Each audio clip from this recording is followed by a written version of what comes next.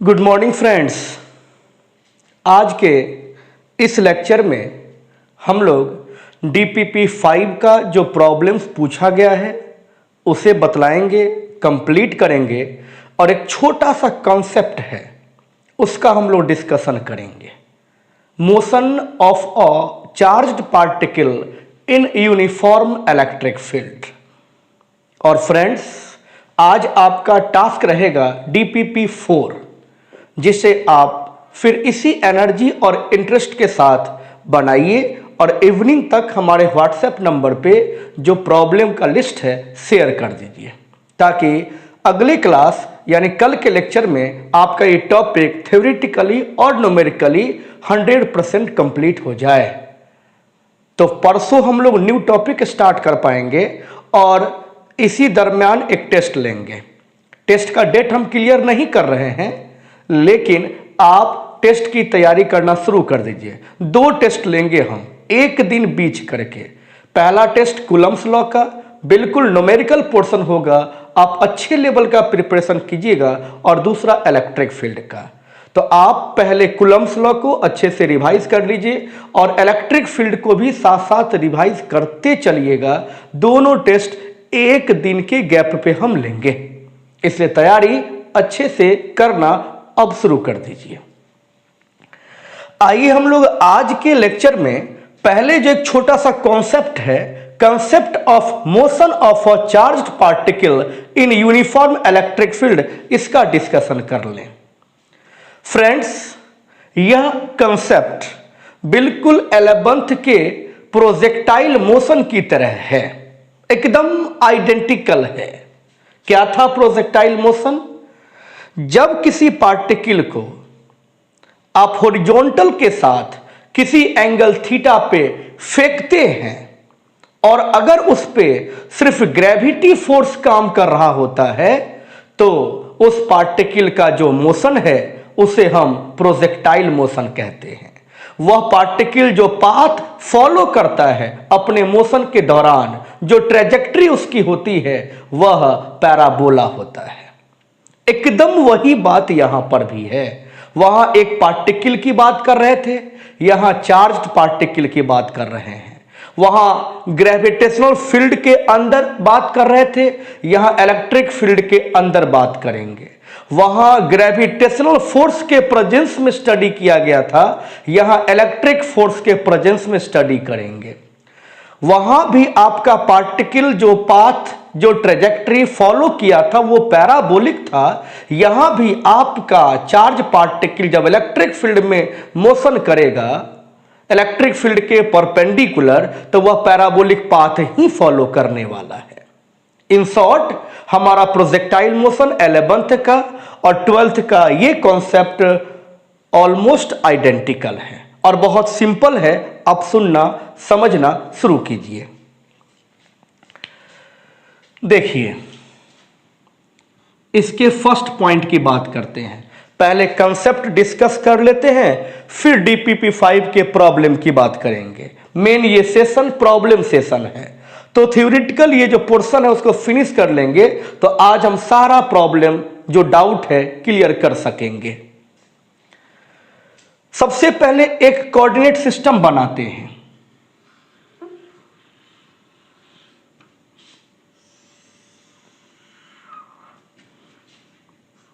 आप इसको कह लीजिए एक्स एक्सिस, आप इसको कह लीजिए वाई एक्सिस। ये है उसका ओरिजिन 0 0। फ्रेंड्स, इसका मतलब हुआ कि हम किसी प्लेन की बात कर रहे हैं। जैसे व्हाइट बोर्ड भी खुद में एक प्लेन है। XY प्लेन हमने ले लिया, एक्स एक्सिस और वाई एक्सिस जैसे ही आपने सेलेक्ट करा, मींस अब आप XY प्लेन की बात करेंगे। इस XY प्लेन में इलेक्ट्रिक फील्ड को एस्टेब्लिश कर दीजिए। मतलब कोई चार्ज का सोर्स होगा हमारे पास जिसने ये इलेक्ट्रिक फील्ड प्रोड्यूस्ड कर दिया होगा। अब कैसा चार्ज का सोर्स होगा ये इस वक्त जानना जरूरी नहीं है, जो हम लोग नेक्स्ट टॉपिक में इंटर करेंगे वही डिटेल से पढ़ना है।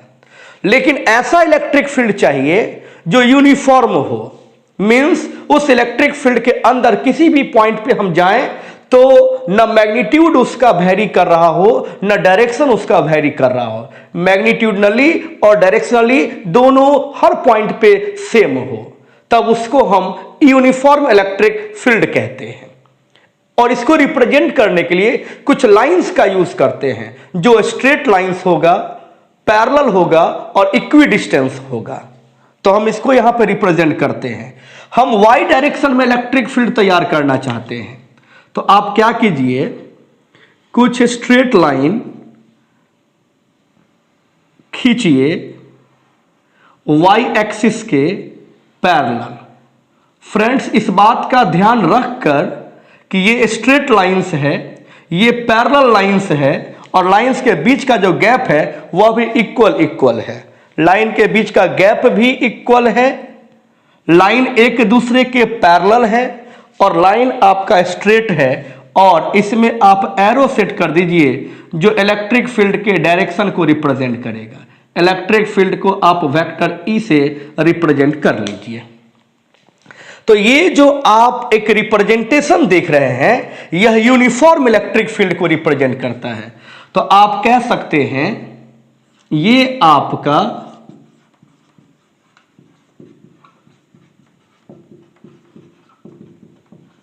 यूनिफॉर्म इलेक्ट्रिक फील्ड है along Y direction.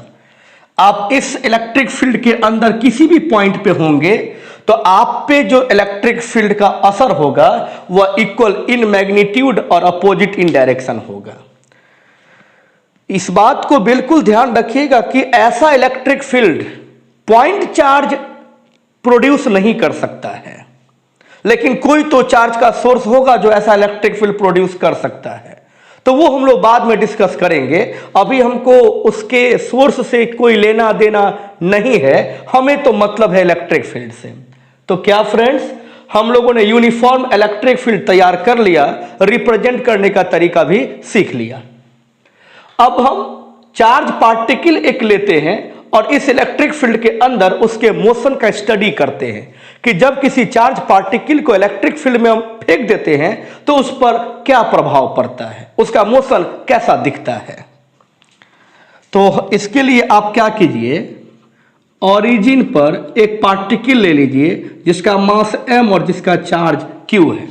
Friends, positive charge लेंगे तो यहां जो कुछ डायग्राम और हम लोग बनाने जा रहे हैं वो, और नेगेटिव चार्ज लेंगे वो एग्जैक्टली सेम नहीं होगा, कॉन्सेप्ट सेम होगा, अप्रोच सेम होगा, बट जो डायग्राम बनाएंगे तो सोच समझ के कि हम पॉजिटिव चार्ज के साथ काम कर रहे हैं या नेगेटिव चार्ज के साथ।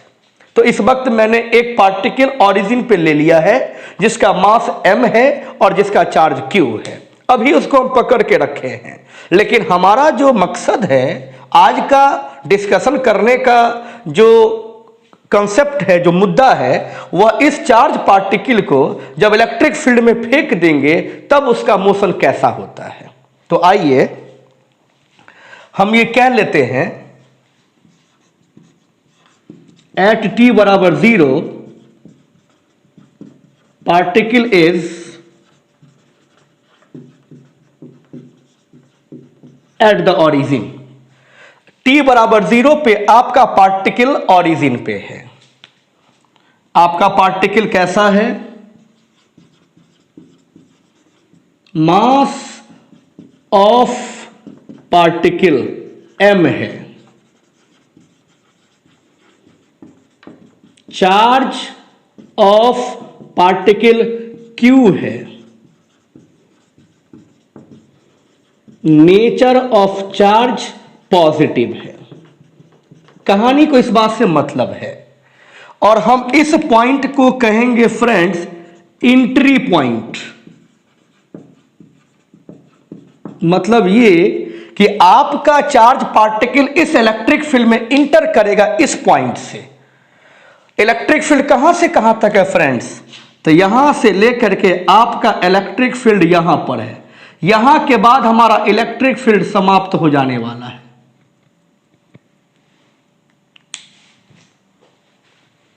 जो इलेक्ट्रिक फील्ड का रीजन है वो इसी जगह तक है। इसके बाद इलेक्ट्रिक फील्ड नहीं है, तो आपका इलेक्ट्रिक फील्ड यहां से स्टार्ट होता है और यहां पे फिनिश हो जाता है।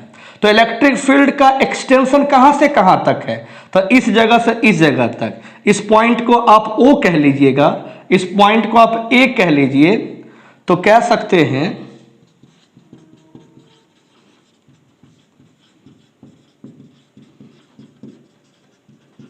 Extension of electric field from O to A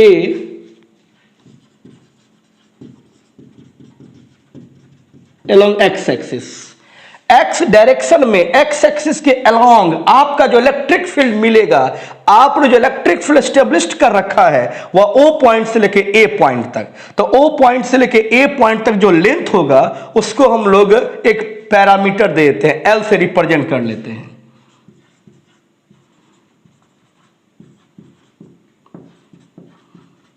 length of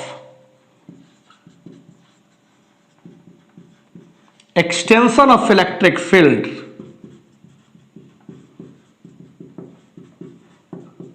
capital L मान लीजिए। तो देखिए एक्स डायरेक्शन में L लेंथ तक हमने इलेक्ट्रिक फील्ड को एस्टेब्लिश कर रखा है। इलेक्ट्रिक फील्ड की मैग्नीट्यूड E है, उसका डायरेक्शन Y एक्सिस में एज्यूम कर लिया गया है। इस वक्त t=0 पे पार्टिकल ओरिजिन पे है, पार्टिकल का मास m है, पार्टिकल का चार्ज q है और पार्टिकल इस वक्त पॉजिटिव है। अब क्या कीजिए कि t=0 पे एक वेलोसिटी दीजिए x डायरेक्शन में। x डायरेक्शन में एक वेलोसिटी दिया गया, कितना दिया गया, u, या उसको vx भी कह सकते हैं। तो u या vx वेलोसिटी से इस पार्टिकल को x डायरेक्शन में प्रोजेक्ट किया गया, तो कहते हैं velocity of the particle at t=0 along x direction with velocity u और vx। जब आप न्यूमेरिकल सॉल्व करेंगे डिफरेंट बुक्स से, तो कुछ लोग vx से रिप्रेजेंट करते हैं, कुछ लोग u से रिप्रेजेंट करते हैं। तो सिंबल वाइज भी आपको सोचने में टाइम ना लगे, इसे मैंने लिख दिया है। इस वक्त हमने u फिगर में रिप्रेजेंट किया है। तो क्या किया आपने, पार्टिकल का वेलोसिटी t=0 पे x डायरेक्शन में मान लिया u वेलोसिटी से, मतलब आपने x डायरेक्शन में उसको u वेलोसिटी देके फेंक दिया, अलाउ कर दिया चलने के लिए कि अब जा इलेक्ट्रिक फील्ड के अंदर जा और बता कि उस इलेक्ट्रिक फील्ड में जब आप होंगे तो आप पर इलेक्ट्रिक फील्ड का, आपके मोशन पर इलेक्ट्रिक फील्ड का क्या प्रभाव पड़ेगा। तो आपका ये चार्ज पार्टिकल t=0 पे x डायरेक्शन में u वेलोसिटी से मोशन तो स्टार्ट करता है, लेकिन वह डायरेक्शन वह कंटिन्यू नहीं कर पाता है। क्यों, चार्ज कैसा है, पॉजिटिव। और अगर कोई पॉजिटिव चार्ज इलेक्ट्रिक फील्ड में जैसे ही इंटर करता है, उस पर एक फोर्स काम करेगा इलेक्ट्रिक फील्ड के वजह से, और इलेक्ट्रिक फील्ड का जो डायरेक्शन होगा पॉजिटिव पार्टिकल पर, फोर्स का वही डायरेक्शन होगा। तो आपका एक फोर्स y डायरेक्शन में काम कर रहा है, कितना, F=Q×E। हालांकि फ्रेंड्स एक और फोर्स काम कर रहा है, मास है तो ग्रेविटी फोर्स काम कर रहा होगा ठीक नीचे की तरफ। तो इलेक्ट्रिक फोर्स जो ऊपर काम कर रहा है और ग्रेविटी फोर्स जो नीचे काम कर रहा है, तो नेट इफेक्टिव फोर्स ऊपर काम करेगा QE-mg।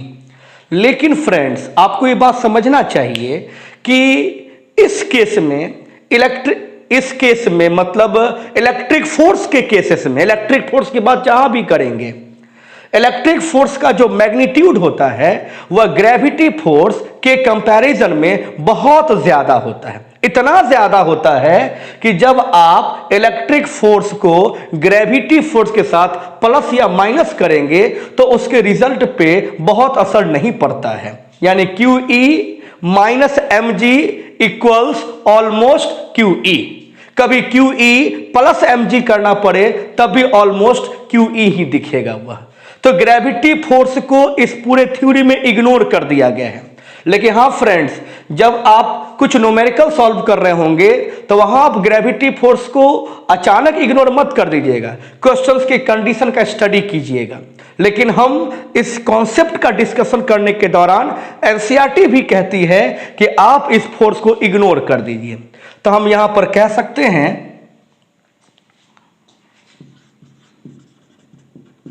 In this case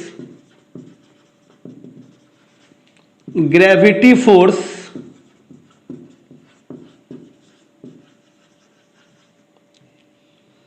can be ignored because electric force का जो मैग्नीट्यूड है वो बहुत बहुत बहुत बहुत बड़ा है ग्रेविटी फोर्स के मैग्नीट्यूड के कंपैरिजन में। Fg को ग्रेविटी फोर्स पढ़िएगा, Fe को इलेक्ट्रिक फोर्स पढ़िएगा। तो अब आपको यह बात समझ में आ गया कि यह पूरा थ्योरी हमें इलेक्ट्रिक फोर्स के प्रेजेंस में ही पढ़ना है। तो जैसे चार्ज पार्टिकल इंटर करेगा इलेक्ट्रिक फील्ड में तो वह हर टाइम पे एक फोर्स एक्सपीरियंस करेगा, इलेक्ट्रिक फोर्स अपवर्ड डायरेक्शन में। आपने चार्ज पार्टिकल को प्रोजेक्ट करा है इलेक्ट्रिक फील्ड के परपेंडिकुलर डायरेक्शन में। इस बात का ध्यान रखेंगे कहीं इलेक्ट्रिक फील्ड ऐसा हो कि आपके चार्ज पार्टिकल के मोशन के पैरेलल हो, तब तो ये कहानी बनेगी ही नहीं। हम इस कहानी की तब बात कर रहे हैं जब इलेक्ट्रिक फील्ड वर्टिकल हो और पार्टिकल का मोशन हॉरिजॉन्टल दिया गया हो एट एन एंगल 90 डिग्री, तब की बात है। अगर 0 डिग्री पे आप उसको मोशन देंगे मींस इलेक्ट्रिक फील्ड का जो डायरेक्शन है चार्ज पार्टिकल को उसी डायरेक्शन में फेंकेंगे, तब ये कहानी थोड़ी ही होगी। फिर जो इलेक्ट्रिक फील्ड का डायरेक्शन होगा वही इलेक्ट्रिक फोर्स का डायरेक्शन होगा और वही चार्ज पार्टिकल के मोशन का डायरेक्शन होगा।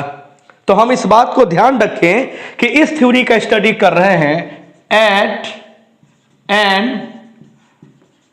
एंगल थीटा इक्वल्स 90 डिग्री, मतलब 90 डिग्री पर इलेक्ट्रिक फील्ड का डायरेक्शन और पार्टिकल के प्रोजेक्शन का डायरेक्शन एक दूसरे के 90 डिग्री पर है।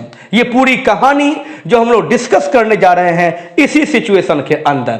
लेकिन इस सिचुएशन को आप समझ लेंगे जो सबसे इंपॉर्टेंट है, तो इसके अलावा कोई भी सिचुएशन आएगा ऑटोमेटिकली आप सोच पाइएगा, उसको डिटेल्स डिस्कशन की आवश्यकता पड़ेगी ही नहीं। आइए, तो जैसे ही आपका चार्ज पार्टिकल इलेक्ट्रिक फील्ड में इंटर करेगा वो हर टाइम पे वाई डायरेक्शन में एक फोर्स एक्सपीरियंस करेगा। जैसे प्रोजेक्टाइल मोशन के केस में आप किसी ऑब्जेक्ट को थीटा एंगल पे हॉरिजॉन्टल के साथ फेंकते हैं, हर टाइम पे डाउनवर्ड डायरेक्शन में एक ग्रेविटी फोर्स एक्सपीरियंस करता है और इसी की वजह से उसका पाथ पैराबोलिक दिखता है और यह मोशन प्रोजेक्टाइल मोशन कहलाता है। तो ऐसे ही सोचिए यहां पर भी हर टाइम पे वह इलेक्ट्रिक फोर्स एक्सपीरियंस करता हुआ एक पाथ फॉलो करना शुरू कर देता है। तो वह कुछ ऐसा ड्रॉ कर सकते हैं दिस। आप इस पाथ को ठीक से देखिए, यह एक कर्व है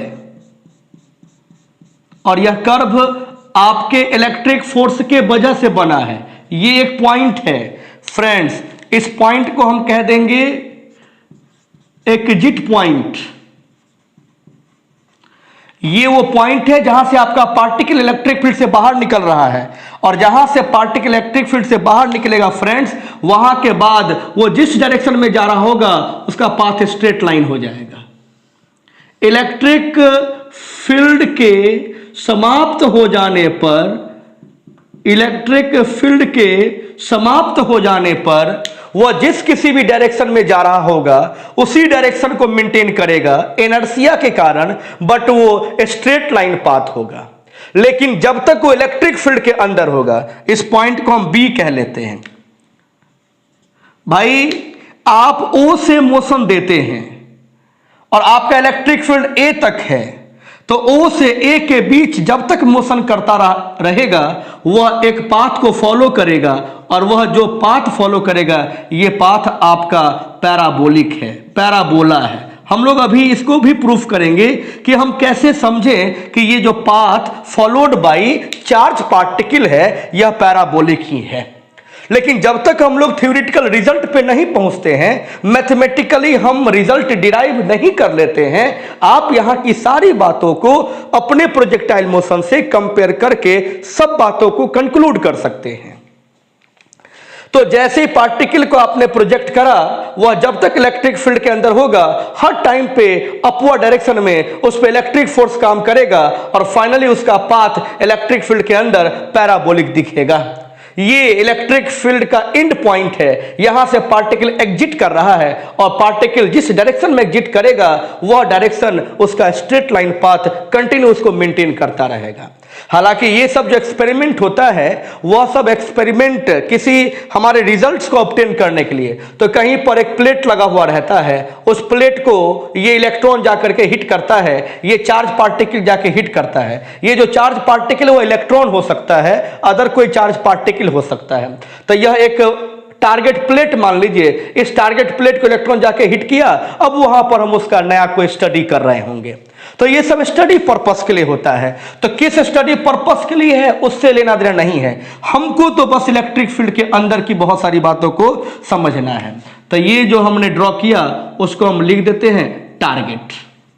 हमें अपने इलेक्ट्रॉन को टारगेट पे पहुंचाना था और पहुंच चुका है। इस थ्योरी में उस टारगेट से कोई लेना देना नहीं है फिलहाल।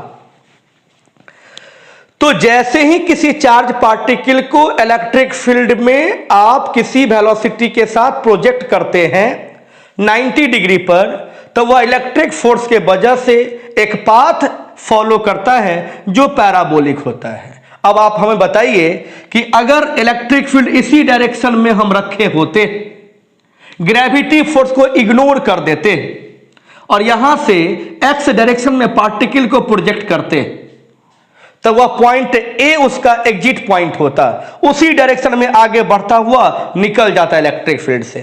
पॉइंट ए से वह इंटर करता और पॉइंट ओ से वह इंटर करता और पॉइंट ए से वह निकल जाता और इसी स्ट्रेट लाइन पाथ को फॉलो करता हुआ वह मोशन कंटिन्यू करता। भाई जब आपने इलेक्ट्रिक फील्ड को हॉरिजॉन्टल एस्टेब्लिश्ड किया, ग्रेविटी फोर्स को इग्नोर कर दिया, तब आपका पार्टिकल ओ से इंटर करके ए पे निकलता इस स्ट्रेट लाइन को फॉलो करता हुआ। लेकिन इस वक्त जो इलेक्ट्रिक फील्ड आपने तैयार किया है, उस इलेक्ट्रिक फील्ड में आपके पार्टिकल का ये ट्रेजेक्टरी दिखा, निकलना चाहिए था इस पॉइंट से, लेकिन आपका एग्जिट हुआ इस पॉइंट से।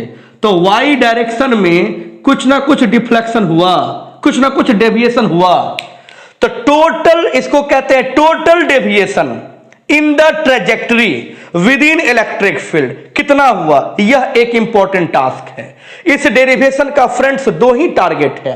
पहला, find an expression for total deviation in the trajectory with in electric field. जब किसी चार्ज पार्टिकल को इलेक्ट्रिक फील्ड में उसके परपेंडिकुलर प्रोजेक्ट करेंगे तो इलेक्ट्रिक फील्ड के अंदर टोटल कितना डेविएशन होगा। तो ये है y is the total deviation produced in the trajectory with in field. और सेकेंड क्वेश्चन होता है कि आप प्रूफ कीजिए कि आपका पार्टिकल इलेक्ट्रिक फील्ड के अंदर जो पाथ एडॉप्ट करता है वह पैराबोलिक होता है। मैथमेटिकली डेराइव करना शुरू करेंगे फ्रेंड्स, 5-6 मिनट का काम है, बहुत सिंपल, बहुत छोटा डेरिवेशन है, इसलिए हम ज्यादा टाइम यहीं पे देना चाहते हैं। ये बात आपके समझ में आ जाए तो इस कहानी में और कोई खास बात नहीं है।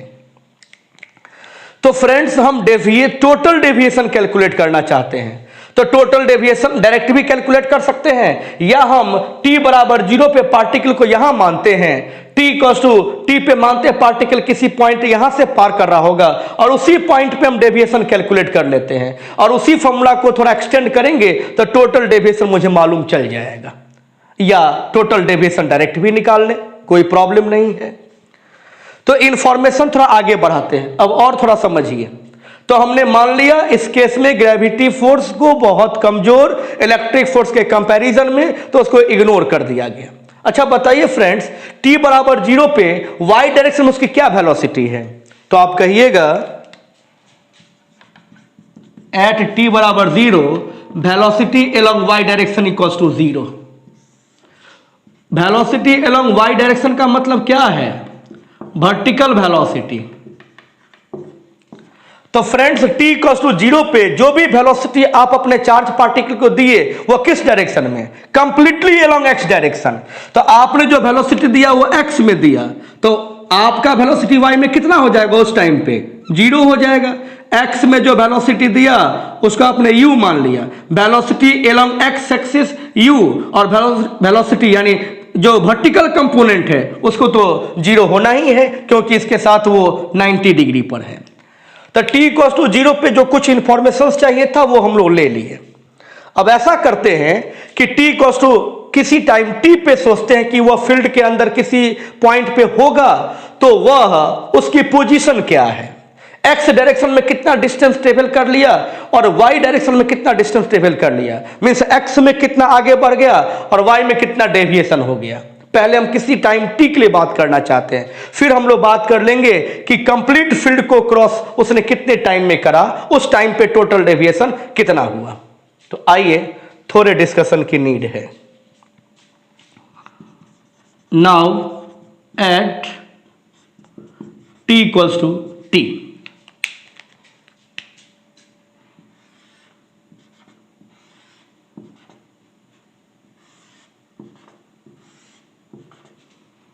फ्रेंड्स मान लीजिए ये इलेक्ट्रिक फील्ड है,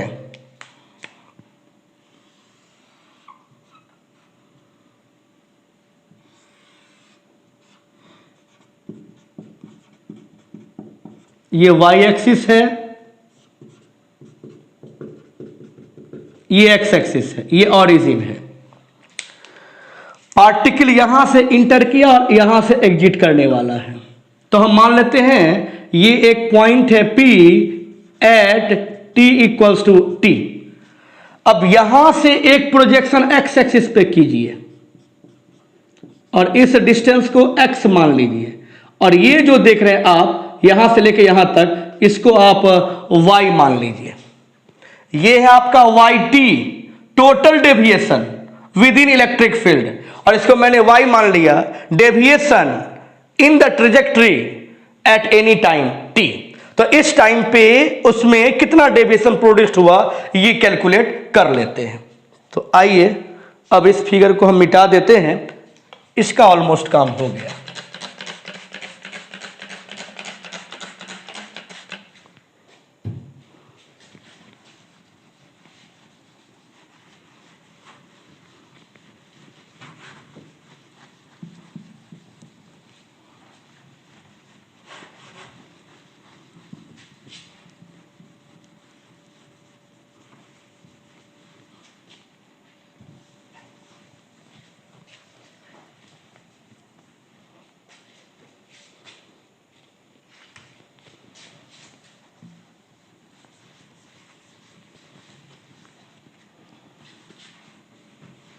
एक दो मिनट में थ्योरी हम लोग का फिनिश हो जाएगा। बस रिजल्ट्स फर्स्ट टाइम डिस्कस कर रहे हैं इसलिए थोड़ा सा टाइम लगता है।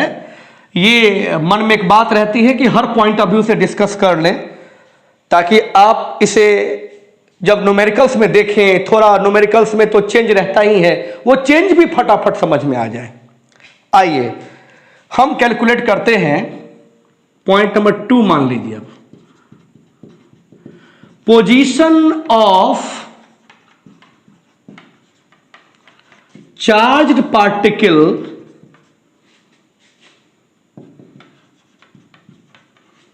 Inside electric field at t equals to t। Charge particle का पोजीशन इलेक्ट्रिक फील्ड के अंदर t इक्वल्स टू t पे क्या है, हमने मान लिया है कि t इक्वल्स टू t पे आपका पार्टिकल पॉइंट P को क्रॉस कर रहा था। उस टाइम पे x डायरेक्शन में जो पोजीशन है वो x पे है और y डायरेक्शन में जो पोजीशन है, डेविएशन है, वो y पे है। तो निकाल लेते हैं x।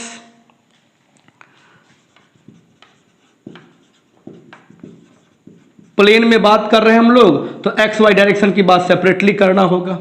X direction friends equation use करना है s equals to U T plus half A T square. और वक्त आ गया है थोड़ा ठीक से सुनने का। s के जब आप क्या पुट करेंगे x,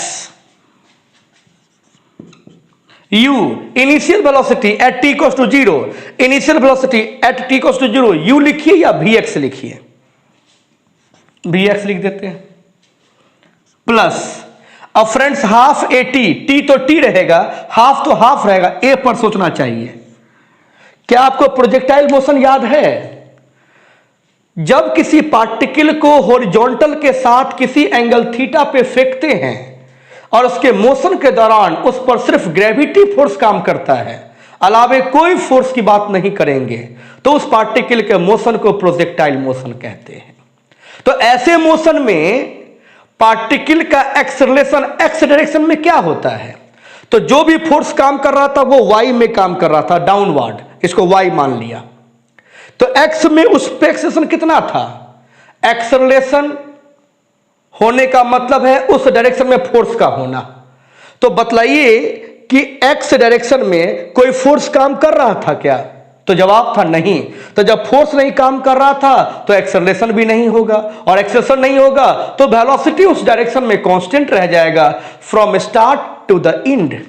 ठीक वही बात है यहां भी, आप देखिए तो एक ही फोर्स काम कर रहा है और ऊपर की तरफ और QE, ग्रेविटी को तो इग्नोर ही कर दिया है, और इस सिचुएशन में कोई भी फोर्स नहीं काम कर रहा है। तो जो भी एक्सेलरेशन होगा टुवर्ड्स y होगा, x डायरेक्शन में कोई भी एक्सेलरेशन नहीं होगा।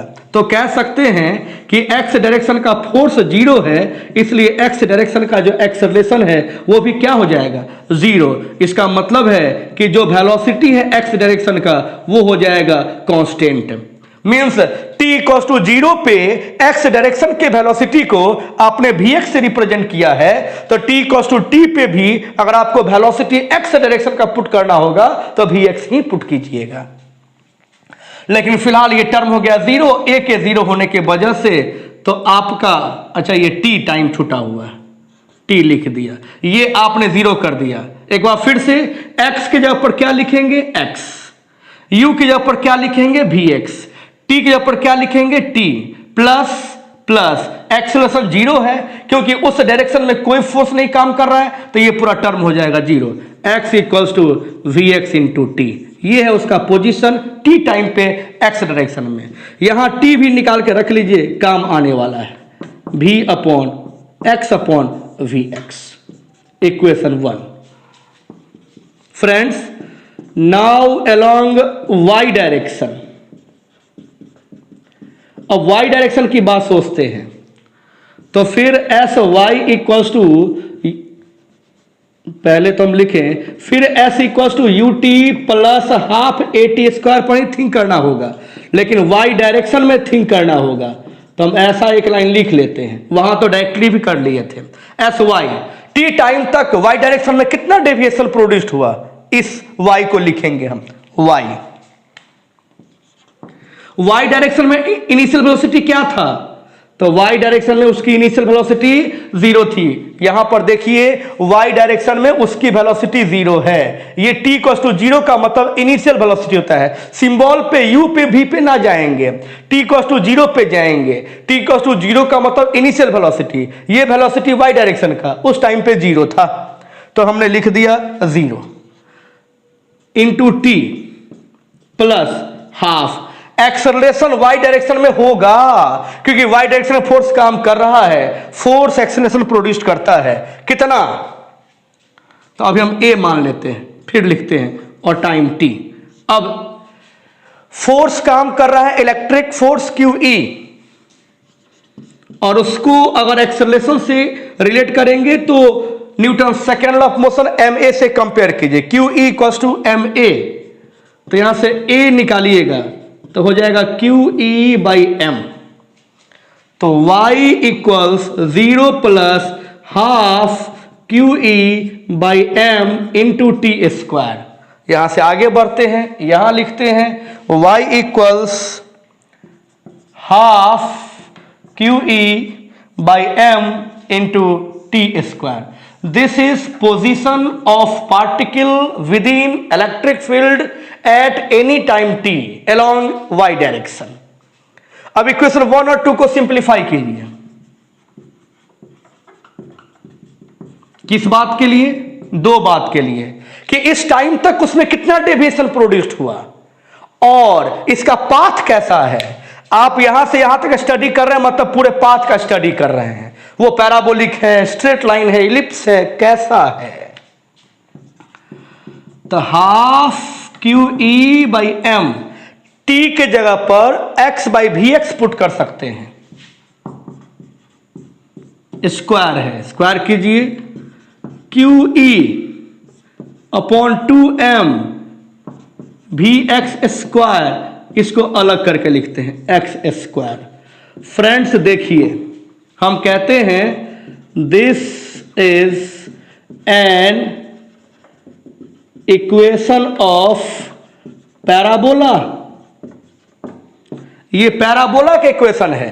Friends, charge, electric field, particle का मास और उसकी इनिशियल वेलोसिटी, ये सब कांस्टेंट है। y proportional to X square, यह रिजल्ट पैराबोलिक इक्वेशन को रिप्रेजेंट करता है। इट मींस कि अगर कोई पार्टिकल आपके इलेक्ट्रिक फील्ड में परपेंडिकुलरली इंटर करता है तो उस इलेक्ट्रिक फील्ड के वजह से वह पैराबोलिक पाथ एडॉप्ट करता है। The path followed by charge particle is always parabola when इंटर्स in the field at right angle. जब आपका चार्ज पार्टिकल इलेक्ट्रिक फील्ड में 90 डिग्री पर इंटर करेगा तो वह इलेक्ट्रिक फील्ड के अंदर जो पाथ एडॉप्ट करेगा, जो मोशन करेगा जिस पाथ पे, वह उसका पैराबोला होगा। यह इस इक्वेशन से कंफर्म हुआ। And this is deviation produced in the particle within field up to T equals to T. T equals to T time तक आपके पार्टिकल में जो डेविएशन प्रोड्यूस्ड हुआ। तो यह इक्वेशन इस थ्योरी के लिए सारा जो कॉन्सेप्ट वो क्लियर कर देता है। हमारा दो ही तो मेन क्वेश्चन है, deviation produced and path of the charge particle, और दोनों का ये रिजल्ट है। इसे ठीक से याद रखिएगा। तो पहले हम कंक्लूड कर देते हैं।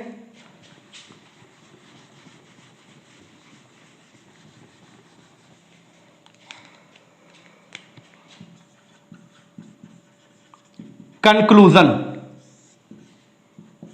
First,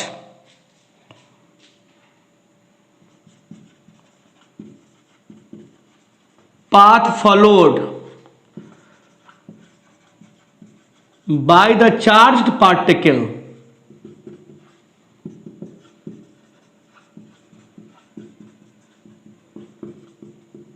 in the electric field is always parabolic when enters in the field at right angles। जब वो राइट एंगल्स पे 90 डिग्री पे आपके इलेक्ट्रिक फील्ड में कोई भी चार्ज पार्टिकल इंटर करेगा तो वह पैराबोलिक पाथ को अडॉप्ट करेगा। Second, deviation produced at T equals to T पे बात करते हैं, तो यही डायरेक्टली आप याद रखिएगा। y बराबर क्यू ई बाई 2m, भी x के ऊपर u भी लिख सकते हैं, इनिशियल वेलोसिटी तो ही है, इंटू एक्स स्क्वायर। तो ये पॉइंट्स आप याद रखिएगा कि आपका जो deviation t equals to T तक प्रोड्यूस्ड हुआ वो कितना हुआ और आपके पार्टिकल का पाथ कैसा है। अब आइए कुछ स्पेशल रिजल्ट्स की बात करके और इस थ्योरी को फिनिश करते हैं। इसमें अलावे और कोई खास बात नहीं है। क्वेश्चन जब मिलेगा तो उसकी हम लोग डिस्कशन करेंगे।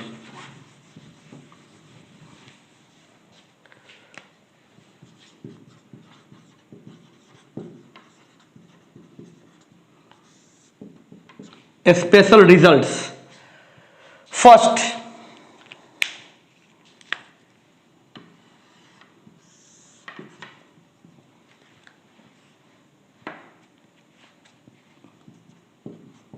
फ्रेंड्स ये वाई एक्सिस हो गया,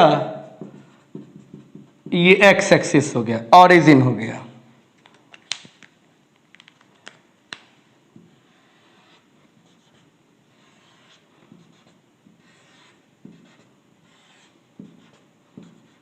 ये इलेक्ट्रिक फील्ड है। इलेक्ट्रिक फील्ड का एक्सटेंशन किस लेंथ तक है? एल लेंथ तक है। पार्टिकल को आपने फ्री किया और पार्टिकल यहां तक गया, इसके बाद का जो पाथ होगा फ्रेंड्स वो स्ट्रेट लाइन होगा। एम मास का क्यू चार्ज का ये पार्टिकल था। तो ये जो फ्रेंड्स है ये YT है, टोटल डेविएशन है।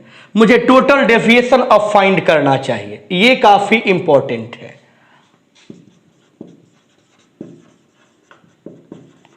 Total deviation produced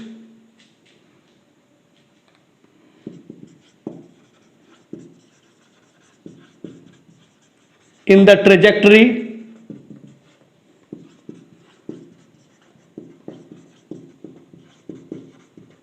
within electric field, इसको ट्रेजेक्ट्री कहते हैं। Path followed by a charge particle is called trajectory. Path followed by a charge particle is called trajectory.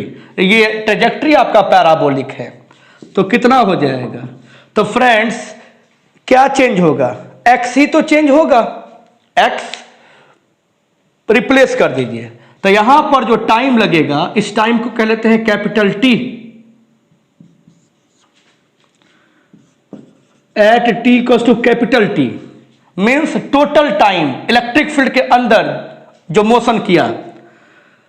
तो आपने अभी अभी फर्स्ट इक्वेशन देखा था, S equals you T plus half A T square में एस को एक्स मान लिया था, u को आपने vx मान लिया था।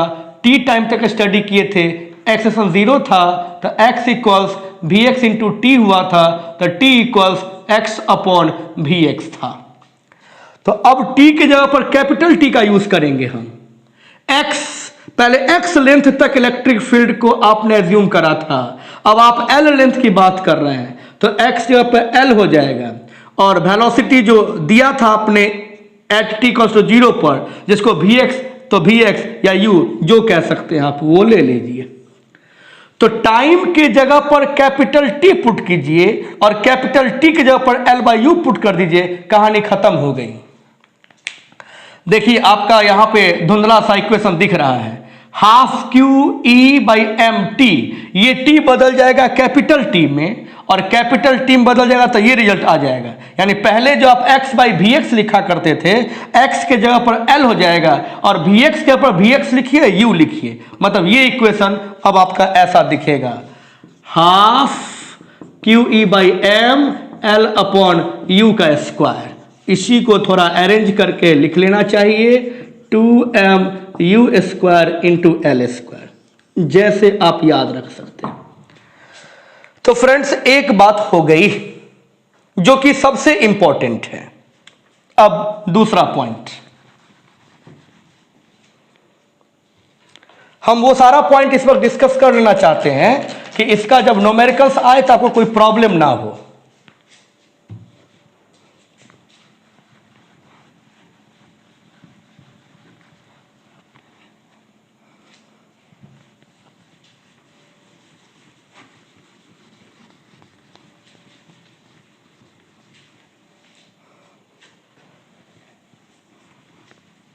ये बिल्कुल जो कॉन्सेप्ट है वो मैकेनिक्स की तरह है।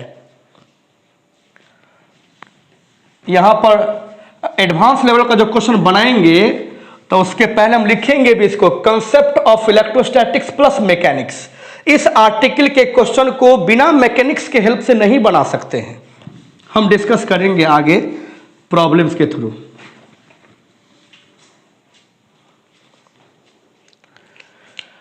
पॉइंट नंबर 2 स्पेशल रिजल्ट का क्या इस वक्त हम डिस्कस करना चाहते हैं। एक बहुत खास बात, YT टोटल डेविएशन को अब Y लिखते हैं, QE L square 2m U square, E L square 2U square, E L square 2U square. इसको कांस्टेंट मान लिया जाए, ना इलेक्ट्रिक फील्ड बदल रहे हैं, ना एक्सटेंशन ऑफ इलेक्ट्रिक फील्ड बदल रहे हैं, ना इनिशियल वेलोसिटी बदल रहे हैं। तो आपका y डायरेक्टली प्रोपोर्शनल टू क्या हो जाएगा, Q बाई एम। ये Q बाई एम क्या होता है? Charge to mass ratio. इसको आपके फिजिक्स में स्पेसिफिक चार्ज भी कहा गया है। अब एक क्वेश्चन है हमारा कि इलेक्ट्रिक फील्ड तैयार करके 3-4 पार्टिकल को इसमें प्रोजेक्ट करा गया। कोई पार्टिकल इस ट्रेजेक्टरी को फॉलो किया, कोई पार्टिकल दूसरी ट्रेजेक्टरी को फॉलो किया, किसी पार्टिकल का डायरेक्शन ही बदल गया। अगर हम एक इलेक्ट्रिक फील्ड तैयार करके कुछ पार्टिकल्स को प्रोजेक्ट करते हैं तो उसका कुछ इस तरह का पाथ मिलता है। अभी सिंपली डिस्कस कर रहे हैं, समझिएगा, एनसीईआरटी का एक बहुत अच्छा क्वेश्चन है।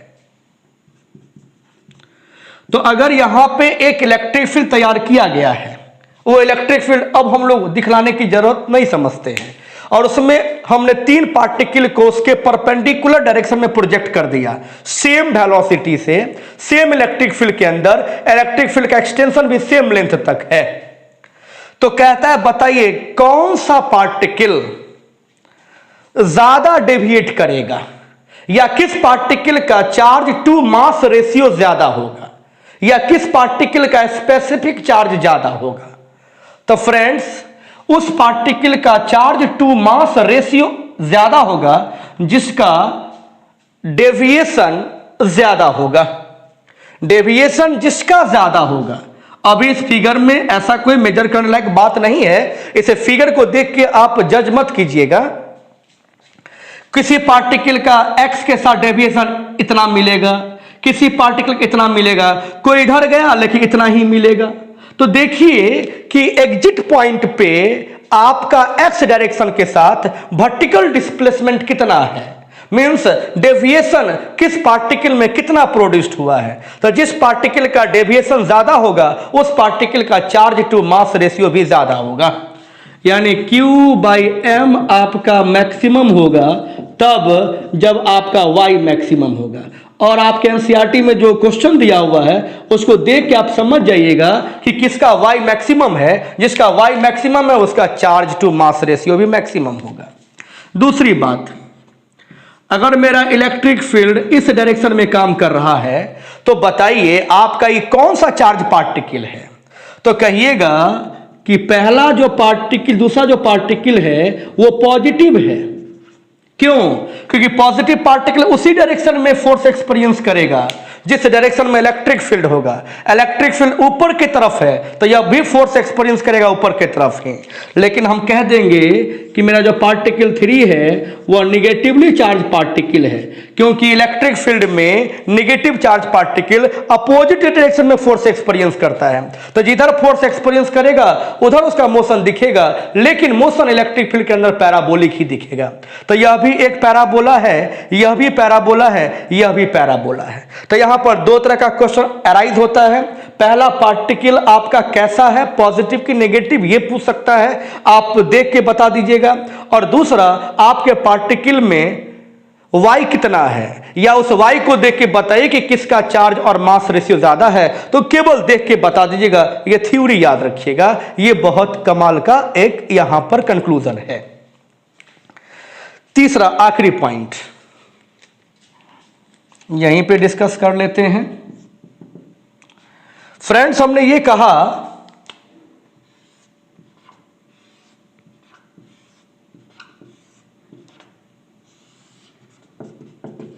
कि आपका चार्ज पार्टिकल जैसे ही इलेक्ट्रिक फील्ड को छोड़ेगा, जिस पॉइंट से एग्जिट करेगा, फिर उसके पाथ स्ट्रेट लाइन हो जाएगा। ये एग्जिट पॉइंट है। तो यहां एक टेंजेंट ड्रॉ करेंगे, जो मिलेगा वही डायरेक्शन होगा इलेक्ट्रिक फील्ड का।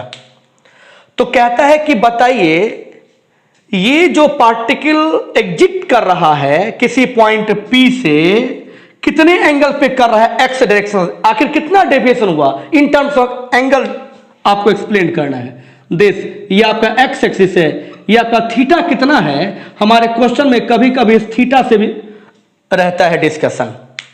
तो कुछ खास बात नहीं है फ्रेंड्स, यहीं पे एक ज्योमेट्री तैयार कर लेते हैं। ये एक्स डायरेक्शन हो गया, ये वाई डायरेक्शन हो गया। अब इसको अपने वेलोसिटी से रिलेट कर दीजिए, वी एक्स और वी वाई से रिलेट कर दीजिए। थीटा को मानिए tan theta, tan theta equals to perpendicular by base velocity along Y direction, it is velocity along X direction. तो कह लीजिए कितना हो जाएगा,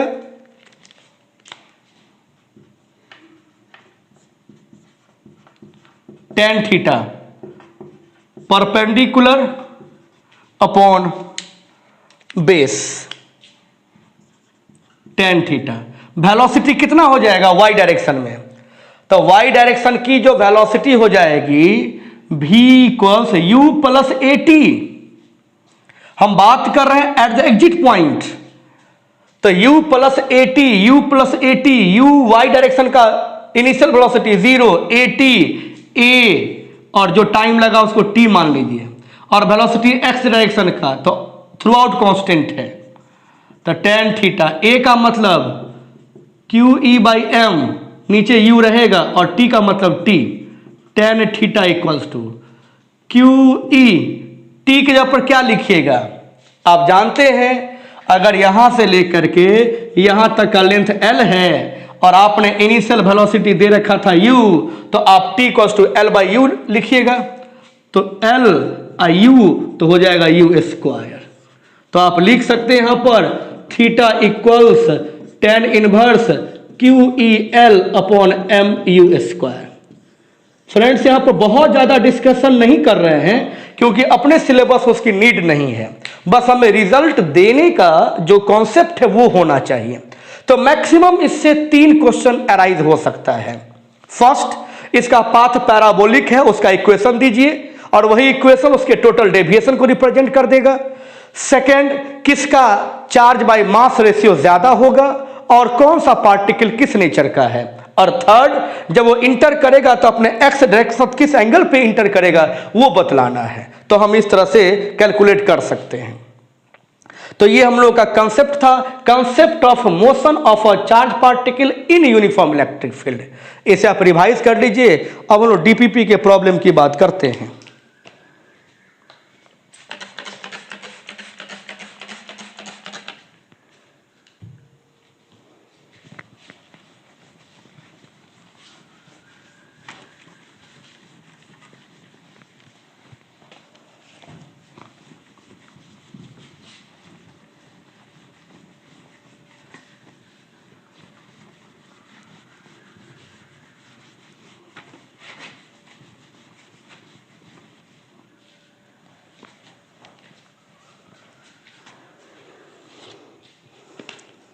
सबसे पहला क्वेश्चन है क्वेश्चन नंबर 5।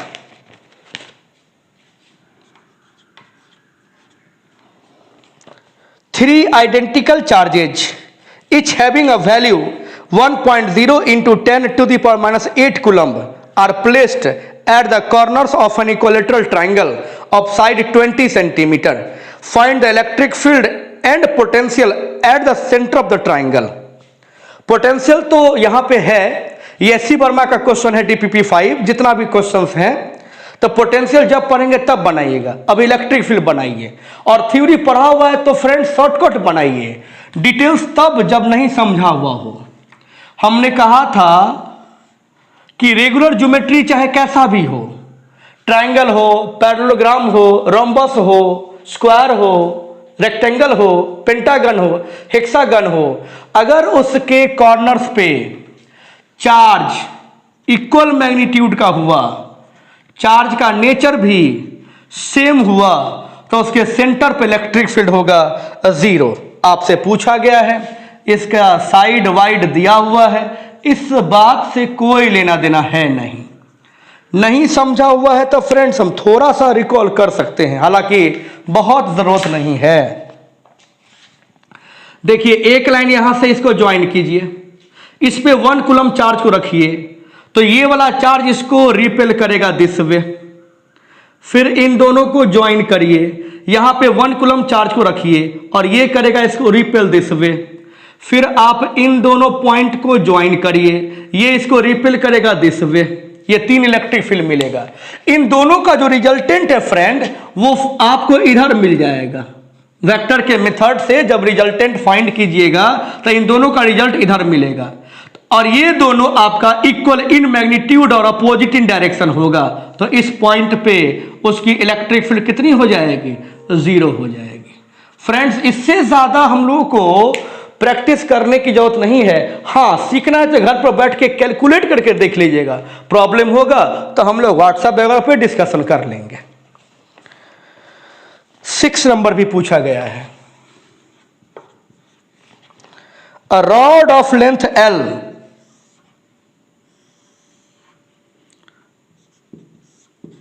फ्रेंड्स, एक रॉड है L लेंथ का, जिसको चार्ज दिया गया है Q, distributed uniformly along its length. It is bent in the shape of semicircle.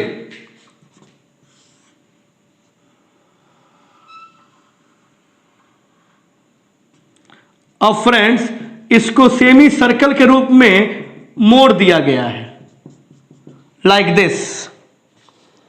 Find the magnitude of electric field at the centre of curvature of the semi circle. Centre पे आपको electric field calculate करना है। सबसे पहले friends, आप theory पढ़े हैं तो उसका फॉर्मूला याद कीजिए, क्योंकि डिराइव करने की जरूरत तो है ही नहीं। तो इस केस में पढ़े थे E equals to 2K lambda by R होता है। यही हमारा आंसर हो गया।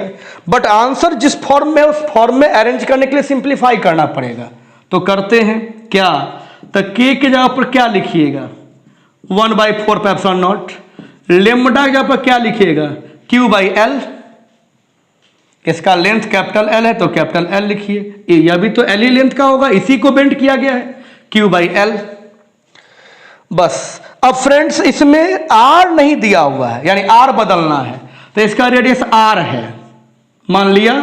तो इसका जो लेंथ हो जाएगा कितना हो जाएगा? पाई R। किसके बराबर? L के बराबर। तो R बराबर क्या लिखिएगा? L by pi. ये तीनों बॉक्स को यहां पर फिल कीजिए। 2 1/4 पे epsilon not lambda Q by L और R L बाई पाई। पाई पलट के ऊपर चला जाएगा। इससे ये कैंसिल हुआ, इससे ये कैंसिल हुआ, बचा क्या? E इक्वल्स ऊपर Q बचा, नीचे 2 epsilon not into L square बचा। Q upon 2 epsilon into L square. Okay friends, इसके बाद जो क्वेश्चन पूछा गया है वो नंबर शायद 10 है। A pendulum Bob of mass 80 milligram. एक बॉब है जिसका मास है 80 मिलीग्राम। 80 मिली का मतलब 10 पे पावर -3, और ग्राम को किलोग्राम बदलिएगा तो फिर इतना करना पड़ेगा। तो ये हो जाएगा आपका m equals 80 into 10 to the power -6, 8 into 10 to the power -5 kilogram. Okay. Carrying a charge of 2 into 10 to the power -8 coulomb is at rest in uniform horizontal electric field of 20 kilovolt पर metre. Initially rest में है friends. कहां? तो एक horizontal electric field establish किया गया है, जिस इलेक्ट्रिक फील्ड की वैल्यू है 20 किलो वोल्ट पर मीटर, यानी 20 into 10 to the power 3 volt per metre, 2 into 10 to the power 4 volt per metre. Find the tension in the thread. आइए, question का data ना ले लिए हैं, क्वेश्चन समझे कहां है अभी।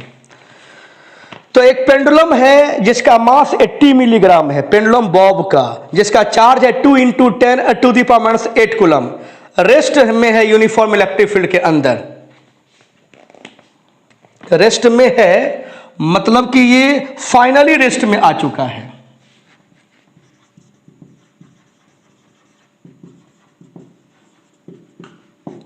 फाइनली एट रेस्ट, तब कह रहा है टेंशन निकालिए। सिचुएशन देख के ही सॉल्व कर लीजिएगा। पहले तो मुझे पेंडुलम तैयार करने दीजिए। This is pendulum and this is pendulum Bob. अब जैसे ही फ्रेंड्स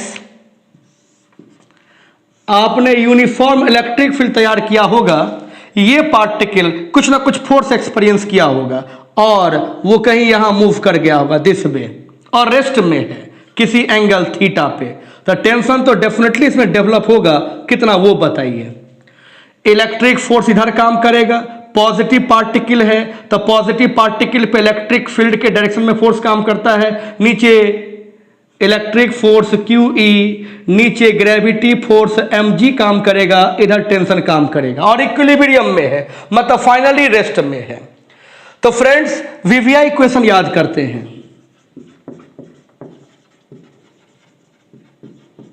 VVI इक्वेशन क्या था?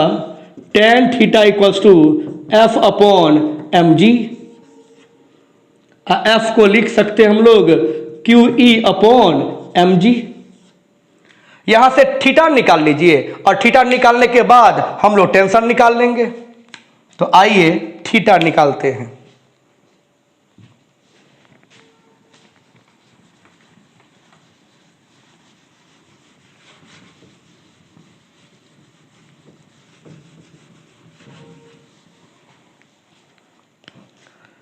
Now tan theta equals Q, charge की value 2 into 10 to the power -8, electric field की value 2 into 10 to the power 4, mass 8 into 10 to the power -5 और G को 10 ले लीजिए। 2 इंटू 2 4, ये कैंसिल हो जाएगा 2 से। 10 पे पावर -5 और 10 -4, तो ऊपर बचेगा 10 पे पावर -8 और +4, -4 बचेगा ऊपर, नीचे 2 -4 बचेगा। फ्रेंड्स ये भी कैंसिल हुआ, it means tan theta equals to 1/2। Time थोड़ा ज़्यादा लग रहा है फ्रेंड्स, घबराएंगे नहीं, चाहते हैं कि जहां तक फिनिश हो जाए। तो tan थीटा 1/2 हो गया, तो थीटा परपेंडिकुलर ये हो जाएगा, बेस ये हो जाएगा, तो ये हो जाएगा 2 का स्क्वायर प्लस 1 का स्क्वायर 5। तो यहां से cos थीटा निकाल लेंगे, base upon hypotenuse. Sine theta निकाल लेंगे, परपेंडिकुलर अपॉन हाइपोटेनस। क्यों? टेंशन निकालना तो जरूरत पड़ेगा। ऑल्सो ये है आपका स्ट्रिंग टेंशन, तो ये आपका अगर थीटा है वर्टिकल लाइन के साथ तो ये भी थीटा बनेगा। तो आपके टेंशन का कंपोनेंट T cos थीटा और नीचे काम करेगा mg। एक कंपोनेंट T sin थीटा और इधर बैलेंस करेगा QE। तो फ्रेंड्स अगर टेंशन निकालना है आपको, इस पॉइंट को हम P पॉइंट कह लें, तो यह सारा काम हमने किया है P पॉइंट पे। तो या तो T sin theta equals to QE कर लीजिए या T cos theta equals to mg कर लीजिए, आपको टेंशन निकल जाएगा। तो हम यहाँ पे T cos theta equals to mg कर लेते हैं। तो T इक्वल्स टू हो जाएगा mg upon cos theta. Mass 8 into 10 to the power -5, G को 10 रखिए, और cos थीटा 2 और √5 पलट के ऊपर चला जाएगा। अब डियर फ्रेंड्स कुछ नहीं करना है, इतना आप कैलकुलेशन करके चेक कर लीजिएगा। After solving we will get 8.8 into 10 to the power -4 newton. ये हम लोग का आंसर हो जाएगा। तो ये था क्वेश्चन नंबर 10 डियर फ्रेंड्स। अब आइए क्वेश्चन नंबर 11। क्वेश्चन है तो फ्रेंड्स कम टाइम लगेगा, बस आप थोड़ा देखिए। थ्योरी रहता है तो सोचते हैं कि जितना बोल लें, जितने तरह से समझा लें। अब यही जो आज आपने लेक्चर सुन लिया, motion of a charge particle in uniform electric field. अगली बार कभी डिस्कस करना पड़ेगा तो मिनट 2 मिनट काफी है, क्योंकि तब उसके रिजल्ट पे हम लोग डिस्कशन करेंगे। Number 11, a particle of mass m and charge q is thrown at a speed u against a uniform electric field. How much distance will it travel before coming to momentarily rest? जैसे मान लीजिए कि electric field आपने इस direction में establish किया हो और आप इसके अगेंस्ट एक चार्ज पार्टिकल को प्रोजेक्ट कर रहे हो, तो आपका ये जो इलेक्ट्रिक फील्ड है वह आपके चार्ज पार्टिकल के मोशन का तो अपोज करेगा, विरोध करेगा। तो थोड़े टाइम बाद उसकी जो वेलोसिटी है उसको जीरो हो जाना है, उसको रुक जाना है। रुकने के बाद फिर उसमें टर्निंग पॉइंट आएगा, फिर बहुत बात होगी, लेकिन वह जब इंस्टेंटली किसी पॉइंट पे रुकेगा इस इलेक्ट्रिक फील्ड के अगेंस्ट, तो वह डिस्टेंस तब तक कितना कवर कर चुका होगा ये कैलकुलेट करना है। पार्टिकल है, पार्टिकल का मास m दिया हुआ है, पार्टिकल है, पार्टिकल का चार्ज u दिया हुआ है, पार्टिकल की इनिशियल वेलोसिटी u है और पार्टिकल का इलेक्ट्रिक फील्ड E है, तो वह कितना डिस्टेंस ट्रेवल करेगा हम मान लेते हैं x, ये कैलकुलेट करना है।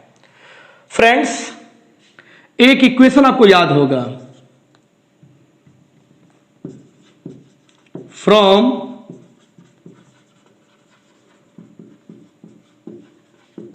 Third equation of motion, v square equals to u square plus 2as। Final velocity कितना? 0। Initial velocity u plus 2, acceleration. एक तो ये एक्सेलरेशन निगेटिव होगा जिसको डिसेलरेशन कहते हैं, तो माइनस साइन का यूज कीजिएगा। कितना? तो QE बाई m और x डिस्टेंस ट्रेवल करेगा, तो u स्क्वायर, एक लाइन और लिख दें, तो u square minus 2QEm into x, तो u square equals to 2QEx upon m। हमको यहां से क्या निकालना है? x, तो ये हो जाएगा mu square upon 2QE, mu square upon 2QE। यही हम लोगों का इस वक्त आंसर हुआ।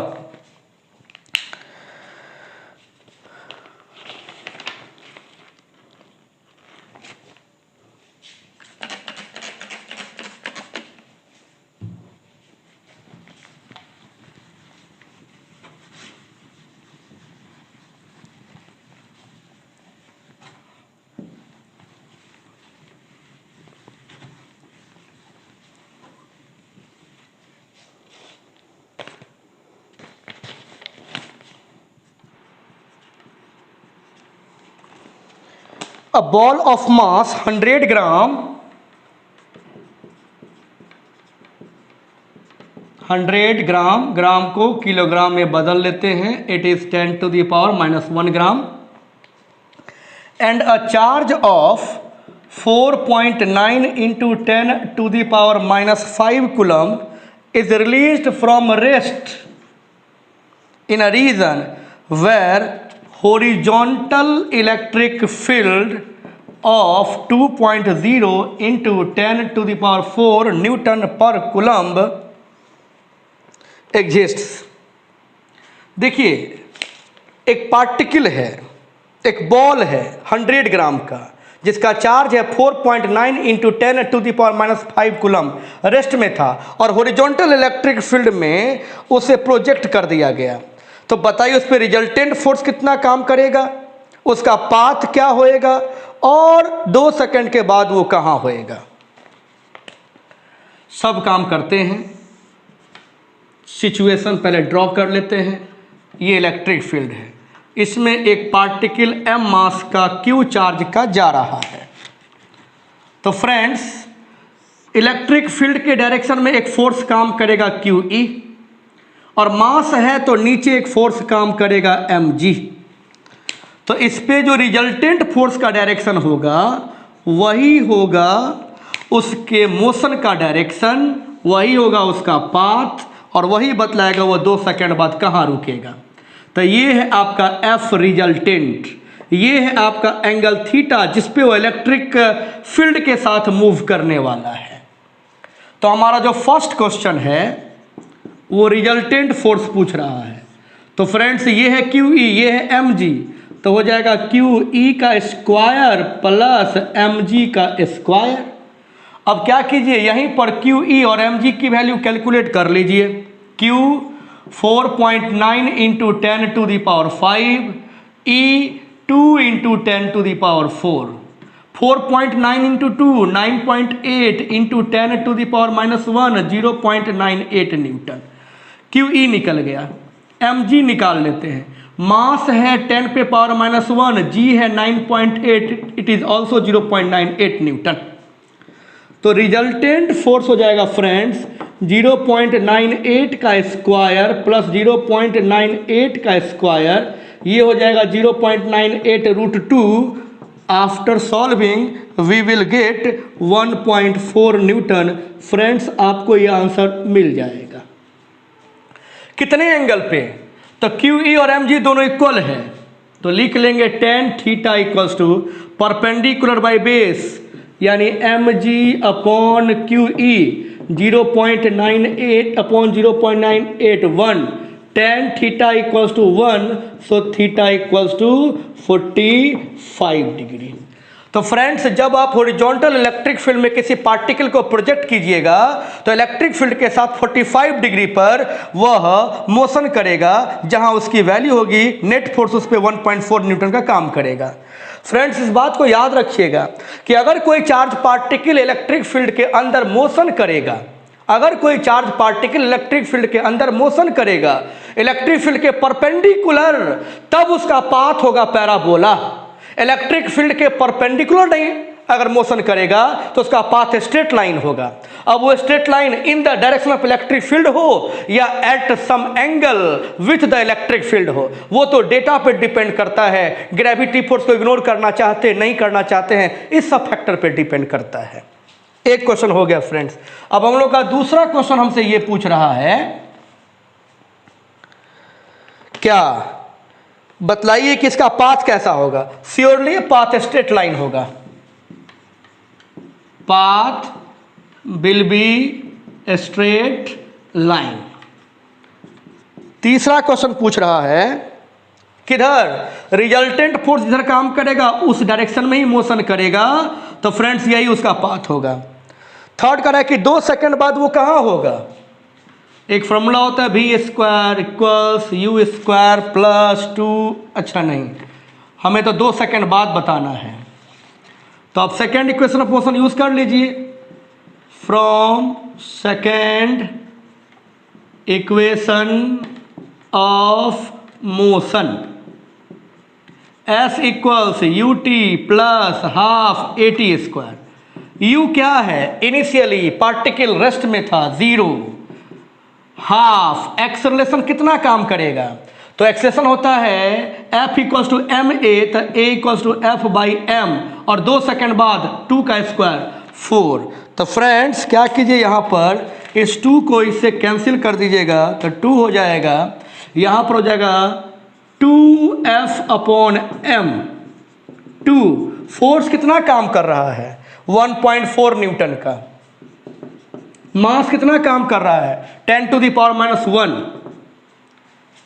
ये किलोग्राम बन चुका है friends, 10 to the power -1 kilogram.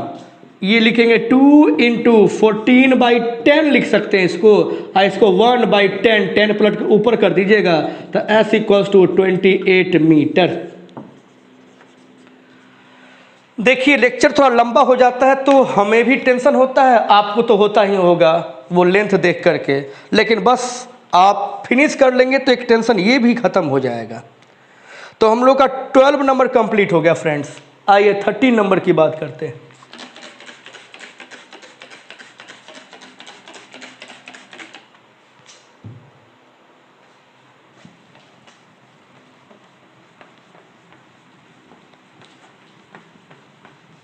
Thirteen number question क्या कहता है उसको एक बार देख लिया जाए।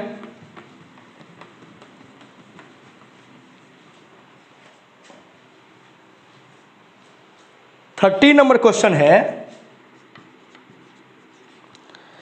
The Bob of a simple pendulum has a mass of 40 gram simple pendulum के बॉब का जो मास है वह 40 ग्राम है। तो पहले आपको सिंपल पेंडुलम तो दिखला दें। दिस इज सिंपल पेंडुलम, ये उसका बॉब हो गया, इसका मास हो गया 40 ग्राम। एंड ए पॉजिटिव चार्ज, इसको चार्ज आपने पॉजिटिव दे रखा है। How much? 4.0 into 10⁻⁻6 coulomb. कहता है कि it makes 20 oscillations in 45 second.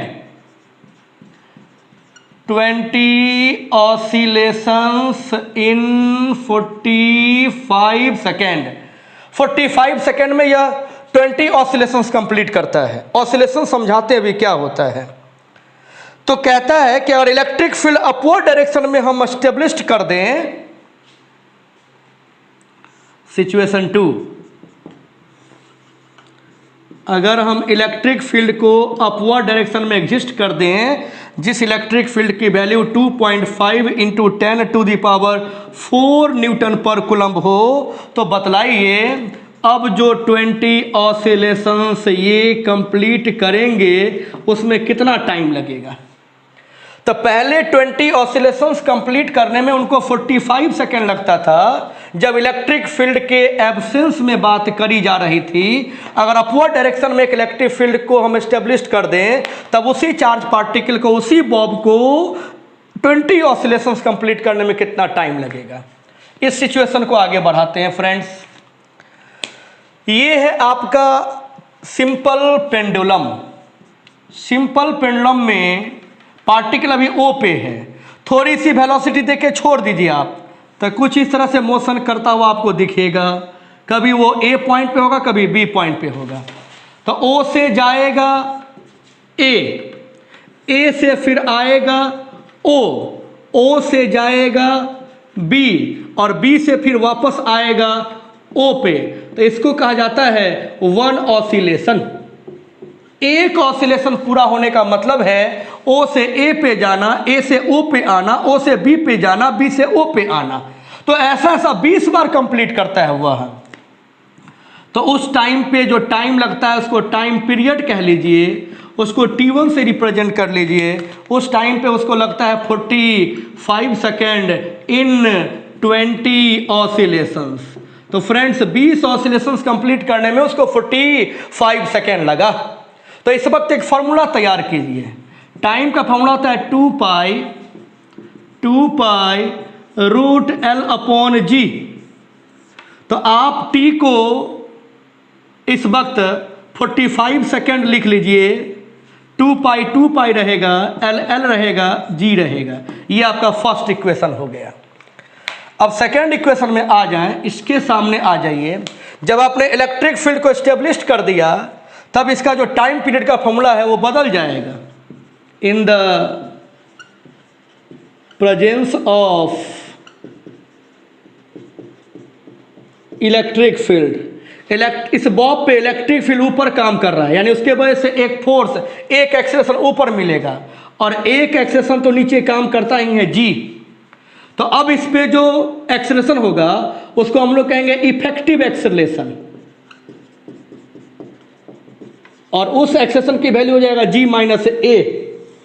तो पहले आपके फॉर्मूला में एक ही एक्सेलरेशन काम कर रहा था और वो एक्सेलरेशन था जी। तब आपका फॉर्मूला दिखा T = 2 pi root L by G. लेकिन अब वो फॉर्मूला नहीं दिखेगा। अब ये फॉर्मूला में T डैश कर दीजिएगा, 2 पाई रहेगा, L तो L रहेगा, but G is replaced by effective acceleration, and effective acceleration is G minus A. और ये इक्वेशन 2 हो गया। फ्रेंड्स, इस क्वेश्चन का जो कॉन्सेप्ट था वो क्लियर हो चुका है। अब आप इक्वेशन 2 को इक्वेशन 1 से डिवाइड कर दीजिए, आप अपना डेटा पुट कीजिएगा, आपको आंसर आ जाएगा। क्या आएगा उसको भी देखिए। आप सॉल्व करते हैं।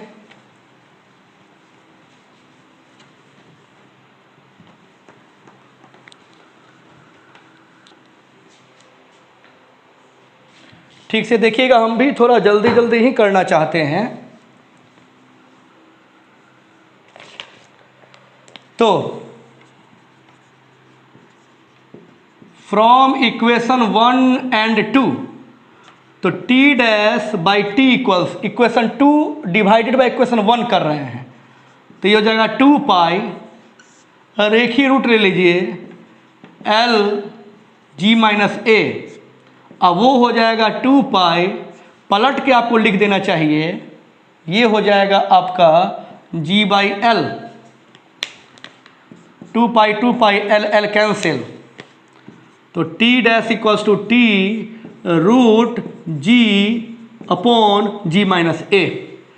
जी का वैल्यू आप यूज कर लीजिए 10 मीटर पर सेकंड स्क्वायर, और ए निकाल लीजिए। ए निकालने मतलब क्यू ई बाई एम कर लीजिएगा। सब डेटा तो दिया ही हुआ था, क्या क्या तो क्यू है 4 into 10 to the power minus 6, E है 2.5 इंटू 10 टू दी पावर 4, और मास है आपका 40 ग्राम को बनाना होगा किलोग्राम। देखिए तो सॉल्व करके क्या मिलता है, 2.5 इंटू 4 10 4 जा 40, नीचे दिखा 1/4 इंटू -6 और +4 -2, ऊपर जाएगा +3, ये हो जाएगा 10। It is 10/4 metre per second square. तो लिखिए टी डैश, टी का वैल्यू 45 है, 10/10 -4/10/4, इट इज 10/4। तो T dash equals to 45, 10 40 minus 10/4, T dash equals to 45 10 30/4, 4 पलट के ऊपर चला जाएगा। फ्रेंड्स 0 से कैंसिल हुआ, तो ये हो गया आपका T dash equals to 45 into 4 का root 2/√3, T dash equals to 90/√3। Friends आप इसको सॉल्व कीजिएगा, आपको अपना आंसर मिल जाएगा, इट इज 52 सेकेंड। तो फ्रेंड्स अगर इलेक्ट्रिक फील्ड नहीं था तब इस सिचुएशन में 20 ऑसिलेशन कंप्लीट करने में लगा था 45 सेकेंड, लेकिन इसी सिचुएशन में जब अपवर्ड डायरेक्शन में इलेक्ट्रिक फील्ड को स्टेब्लिश कर दिया गया तब टाइम लगा 52 सेकेंड, क्योंकि आपका जो डिनोमिनेटर है वो घट गया तो नोमिनेटर तो बढ़ ही जाएगा, एक्सेलेरेशन डिक्रीज किया है तो टाइम पीरियड इंक्रीज करेगा। ये एक बहुत अच्छा क्वेश्चन है एस सी वर्मा साहब का 13। अब मात्र 2 क्वेश्चन है फ्रेंड्स, और दोनों क्वेश्चन बनाना नहीं है, आपको बताना है, क्योंकि दोनों का थ्योरी हम लोग डिस्कस ऑलमोस्ट कर चुके हैं, तो आपको घबराना नहीं चाहिए 2-4-5 मिनट के लिए। और हम रिपीट करते रहें कि फ्रेंड्स आपको 3 काम करना है आज। सबसे पहले वीडियो बहुत अच्छे से देखना, नोट तैयार करना, और क्वेश्चंस जो इसमें है उसका भरपूर प्रैक्टिस करना, इतना कि आप खुद को संतुष्ट कर सको। इतना करने के बाद दूसरा काम, प्रॉब्लम सॉल्व करना है DPP 4 से, और इवनिंग तक में हमें सारा मैसेज दे दीजिए कौन सा क्वेश्चन आपको पूछना है। और तीसरा काम, टेस्ट की तैयारी करना। 2 टेस्ट लेंगे, एक कूलम्ब्स लॉ का केवल न्यूमेरिकल होगा, अच्छा खासा क्वेश्चन होगा, और दूसरा इलेक्ट्रिक फील्ड का। हम 2 टेस्ट लेकर के जब बिल्कुल समझ लेंगे कि आपका परफॉर्मेंस लेवल बहुत अच्छा है, तब हम लोग नेक्स्ट टॉपिक इंटर करेंगे, ज़्यादा अच्छा रहेगा। 16, find the electric field eight A point P on the perpendicular bisector of a uniformly charge rod. Friends एक रॉड है जो कि यूनिफॉर्मली चार्ज्ड है। The length of the rod is L and charge on it is Q, and the distance of P from the center of the rod is A। Rod के centre से आपका जो point है P वो A distance पे है। तो कह रहा है कि यहाँ पे जो इलेक्ट्रिक फील्ड होगा वो कैलकुलेट कीजिए। फ्रेंड्स ये सब अब नहीं कैलकुलेट करेंगे हम, आप इसकी ज़रूरत ना समझिए। इसको इस लाइन से ज्वाइन करिए, इसको यहां से ज्वाइन कीजिए, इस एंगल को थीटा, इस एंगल को थीटा कहिए। परपेंडिकुलर बाइसेक्टर है, ठीक बीच से है, ये भी आपका L/2 है फ्रेंड्स, तो ये भी होगा आपका L/2, तो थीटा बराबर हो जाएगा। डेरिवेशन किए थे सबसे पहले ही रॉड में θ1 θ2 मान के, नहीं याद है तो हम बताते हैं। EX बराबर K λ/R cos θ2 minus cos θ1 था, और यहाँ पर तो फ्रेंड्स θ1 बराबर θ2 है, तो दोनों थीटा सेम होगा, तो EX की वैल्यू क्या हो जाएगा 0। तो यहाँ जो रिजल्ट मिलेगा वह ई वाई से मिलेगा। ई वाई का फॉर्मूला था K lambda by R sine theta 1 plus sine theta 2। तो E Y equals to K lambda by R theta theta sine theta 2 into sine theta, ये ई वाई का value है। लेकिन आपके क्वेश्चन में lambda के आर ये सब नहीं दिख रहा है। मतलब के को बदलिए, लेमडा को बदलिए, आर को बदलिए, साइन थीटा को बदलिए और बदला हुआ जो रिजल्ट होगा वही हमारा आंसर है। अलावे इसके फ्रेंड्स यहाँ पे कुछ भी नहीं करना है।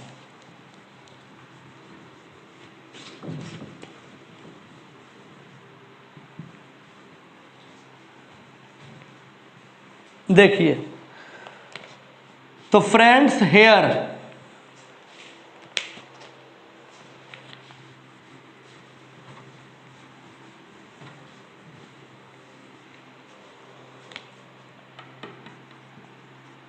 के जगह पर क्या लिखिएगा 1/4πε0। लेमडा के जगह पर क्या लिखिएगा Q/L। आर के जगह पर क्या लिखिएगा ए, क्योंकि हम लोगों ने आर यूज़ किया था, यहाँ पर ए यूज़ किया गया है। ओके, अब साइन थीटा की जगह पर क्या लिखिएगा, तो साइन थीटा होता है P/H। P हो जाएगा ये L/2 और H ये हो जाएगा, तो ये है L/2 और ये है A, तो ये डिस्टेंस हो जाएगा L/2 का स्क्वायर प्लस A का स्क्वायर। तो हम यहाँ पर लिख देते हैं L/2 का स्क्वायर प्लस A का स्क्वायर रूट। इसको यहीं पे थोड़ा सॉल्व कर लेते हैं। ये L/2 हो जाएगा और ये हो जाएगा L²/4 प्लस A²। थोड़ा और सिंप्लीफाई कर लीजिए, L/2 4 एलसीएम लीजिए तो L² प्लस 4²/4 हो जाएगा। अब L/2 ये 4 रूट से बाहर निकाल लीजिए आप, तो ये 2 बाहर निकल जाएगा। तो फ्रेंड्स आपका ये 2 भी कैंसिल हो जाएगा। तो साइन थीटा की वैल्यू जो आपके पास अब बेहतरीन फॉर्म में है, जिसको डायरेक्टली आप फॉर्मूला में लिख देंगे, वो ये आ गया। हेंस हमको इलेक्ट्रिक फील्ड वाई डायरेक्शन का चाहिए। के की जगह पर 1/4πε0, क्यू के लेमडा के जगह पर Q/L, आर के जगह पर A, 2 के जगह पर 2 और साइन थीटा के जगह पर L/√L² प्लस 4A²। सॉल्व करने दीजिए। L से L कैंसिल, 2 से 2 कैंसिल। आपका रिजल्ट हम यहाँ पर लिख देते हैं E इक्वल्स, ऊपर में Q है, नीचे हो जाएगा 2πε0 इंटू A और हो जाएगा root L² plus 4A²। Answer एक बार चेक कर लें, Q/2πε0 A root L² plus 4A²। बस। तो बतलाइए फ्रेंड्स, हमें कुछ करना पड़ा, न डेराइव किए हैं, न कोई मैथमेटिकली हम इसको सॉल्व किए हैं। बस हमारे पास जो फॉर्मूला था पुराने पैरामीटर्स के साथ, उसमें नए पैरामीटर्स को पुट कर दिए हैं। आपके सामने रिजल्ट्स है। SC वर्मा का क्वेश्चन है। आइए आज का आखिरी डिस्कशन। फ्रेंड्स अंतिम बार बोर्ड साफ कर रहे हैं आपके सामने आज।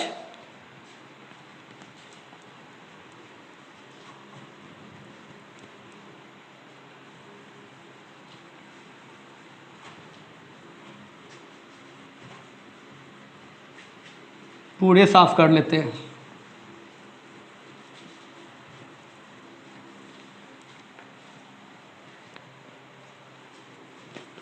इस लॉकडाउन ने तो एक बहुत अच्छा काम किया फ्रेंड्स, कि हम लोगों को पढ़ने का एक नया तरीका, पढ़ाने का एक नया तरीका दे दिया। और ये अच्छा किया है। सिलेबस ख़त्म करने में जो परेशानी होती थी शायद अब कभी नहीं होगा। कुछ ब्रांच ऑनलाइन, कुछ ब्रांच ऑफलाइन चलेगा और क्वालिटी भी मेंटेन रहेगा, सिलेबस भी मेंटेन रहेगा। यही कहते हैं कि जब आप किसी चीज़ को चाहते हो तो पूरी ब्रह्मांड साजिश करती है उसको पूरा कराने के लिए। बस आप सोचो तो बहुत शिद्दत के साथ। नंबर 17, एक फिगर दिया हुआ है जिसको बना लेते हैं हम, हालांकि उसकी अब ज़रूरत नहीं है। इसी लेक्चर के स्टार्ट में हम लोग डिस्कस कर चुके हैं। ये दो प्लेट लिया गया है, यहाँ पे एक पॉजिटिव एक नेगेटिव चार्ज प्लेट है। इलेक्ट्रिक फील्ड को एस्टेब्लिश करने के लिए इलेक्ट्रिक फील्ड का डायरेक्शन हो जाएगा नीचे की तरफ, पॉजिटिव चार्ज से नेगेटिव चार्ज की तरफ। A uniform electric field E is created between two parallel charged plates as shown in figure. An electron enters. Friends, हमारे पास एक इलेक्ट्रॉन है जो इस फील्ड में इंटर करना चाहता है v0 वेलोसिटी से। The length of each plate is L। प्रत्येक प्लेट का जो लेंथ है वो L है, मतलब इलेक्ट्रिक फील्ड L लेंथ तक आपको मिलेगा। Find the angle of deviation of the path of the electron as it comes out of the field। Negative charge है, जब इलेक्ट्रिक फील्ड के परपेंडिकुलर कोई पार्टिकल इंटर करता है तो वो पैराबोलिक पाथ अडॉप्ट करेगा, but in the direction of force. तो इलेक्ट्रिक फील्ड के अंदर negative charge particle electric field के अपोजिट डायरेक्शन में फोर्स एक्सपीरियंस करेगा, उसका फोर्स इधर काम करेगा तो आपका पार्टिकल इधर मूव करेगा। इलेक्ट्रिक फील्ड फ्रेंड यहाँ पे समाप्त हो रहा है, यहाँ से इलेक्ट्रिक फील्ड स्टार्ट हुआ है, यहाँ पे समाप्त हो रहा है। तो यहाँ से जो आपका निकलेगा वो स्ट्रेट लाइन पाथ पे जाएगा, तो कितने एंगल पे वो यहाँ से आपका डेविएट हुआ है, आपके क्वेश्चन में थीटा बतला है, पूछ रहा है। फ्रेंड्स, आज के थ्योरी का जो हम लोगों ने डिस्कशन करा उसके स्पेशल रिजल्ट का आखिरी पॉइंट यही था। हम लोगों ने निकाला था वहाँ पे टेन थीटा, तो theta equals to tan inverse. बस वहाँ के रिजल्ट को यहाँ के पैरामीटर से रिप्लेस कर दीजिएगा। वहाँ u यूज़ किए होंगे, यहाँ v0 यूज़ कीजिएगा, वहाँ कैपिटल L होगा, स्मॉल l यूज़ कीजिएगा, और जो रिजल्ट हम लिख देते हैं आपको वह रिजल्ट वहाँ पे मिलेगा, आप उसको समझ लीजिएगा वहाँ से। मतलब इस क्वेश्चन को हम डन कह सकते हैं। इसका कंसेप्ट आज ही हम लोगों ने डिस्कशन किया है। तो फ्रेंड्स, इस तरह से इलेक्ट्रिक फील्ड इंटेंसिटी का 100% थ्योरी भी फिनिश हो चुका है इस वक्त हमको जो पढ़ाना था, और DPP 5 का वो सारा क्वेश्चन हम डिस्कस कर दिए जो आपने पूछा है या जो हमको बतलाना चाहिए। अब DPP 5 खत्म हुआ, अब आपको DPP 4 की प्रैक्टिस करनी है। कल पूछ के उसको भी ख़त्म कर लीजिए, फिर जल्दी जल्दी टेस्ट ले लें और हम लोग नेक्स्ट टॉपिक पे इंटर करें। Okay, goodbye, see you again.